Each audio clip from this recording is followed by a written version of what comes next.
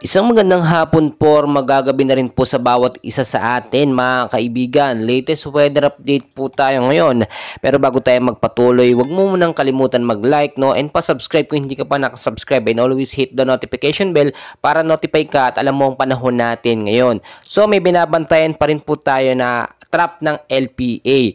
Dito nga po sa may bandang Silangang Mindanao. At kasama po yan sa Sipnosis sa Pag-asa, no? At ito po, no, northeast monsoon na nakaka-apekto sa ilang bahagi po ng Luzon at ng Visaya. Pero trap po ng low pressure area or yung extension po ng active LPA na ito. Itong LPA po na ito may estimated pong line na 520 kilometers o Silangang Mindanao po yan. But as of now, wala pa naman itong movement talaga na direkta dito nga po, no, sa ating far, no. Kumikilo siya pero hindi naman ganun kabilis. Pa northwestward ang kilos sa bilis po na 10 kilometers per hour. Pero bantayan pa rin nating mabuti dahil posible po ito na yung kauna-unahang bagyo ngayon po 2024. So dito po tayo sa area po ng Central Visayas, Southern Leyte at ilang bahagi po ng Mindanao, no.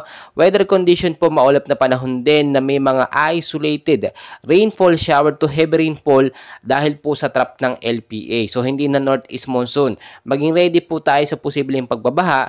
Ganon din po sa mga landslide prone area sa matataas na lugar sa nabanggit natin dyan sa may bandang Silangang Mindanao. Dito naman po sa Cagayan Valley, Aurora, Quezon, Bicol region at ilang bahagi po ng Eastern Visayas mga kaibigan, no. At nakaka-apekto po dyan northeast monsoon. Wala namang significant impact pero maghanda na rin tayo dahil ngayon trap ng LPA posibleng dumaan yan sa ating bansa. Dito po sa Metro Manila, no, as of now, northeast monsoon po ang nakaka-apekto sa ilang bahagi. So maulap na panahon pa rin na posibleng magkaroon ng mga isolated light rains pagdating sa gabi. Mas maganda ng handa po tayo, no, yung biglaan lang. Yung mga aalis po, magdala ng payong jacket o kapote in case umulan ng biglaan ay nakahanda po tayo. Mga kaibigan, uulitin ko lamang po may active LPA na po tayo binabantayan ngayon. Though hindi pa naman ito bagyo, no, medyo malabo ba, pero within 24 to 48 hours, malalaman mo natin yung bumpit niya kung lalakas ba ito at magiging isang ganap na bagyo.